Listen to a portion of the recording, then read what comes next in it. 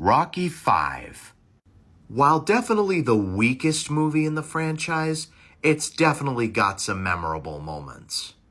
The film stars Rocky Balboa, played once again by Sylvester Stallone, who had just returned from Russia after fighting Drago.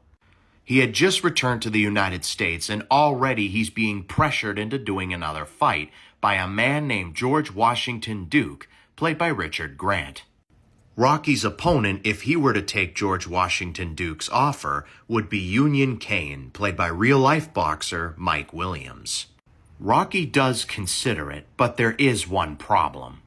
At the doctor's office, the Balboas find out that after his fight with Drago, it left Rocky with a serious injury, meaning he can never fight again, forcing Rocky to retire from boxing for good. But it gets worse after Paulie Panino, played once again by Burt Young, makes some dumb decisions. The Balboas end up losing their mansion, and the family is forced to go back to their old lives in Philadelphia. While in Philadelphia, Rocky meets a young amateur boxer named Tommy Gunn, played by real-life boxer Tommy Morrison.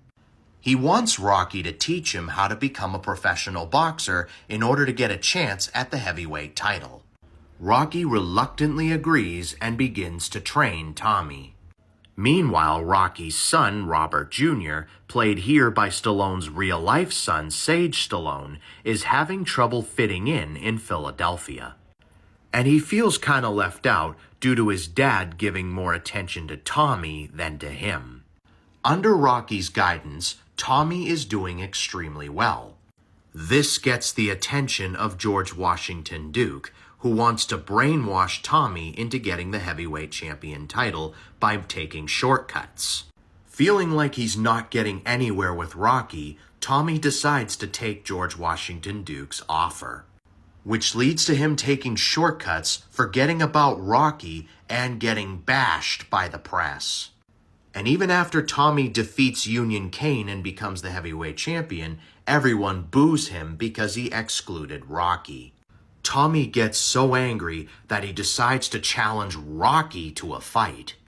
The two have a street fight and Rocky ends up defeating him. After he defeats Tommy, Rocky ends up giving George Washington Duke a taste of his own medicine. This movie, while the weakest in the franchise, was still a lot of fun. Tommy Morrison, despite having no past experience in acting, is actually a really good actor. The scene where Tommy Gunn gets bashed by the press was also a fun scene to watch. And you just gotta love the "touch me, I'll sue" line. Which leads me to wonder, did George Washington Duke ever end up suing Rocky? Regardless, overall I give this movie a 7 out of 10. It's not the greatest Rocky movie, but it's still a lot of fun.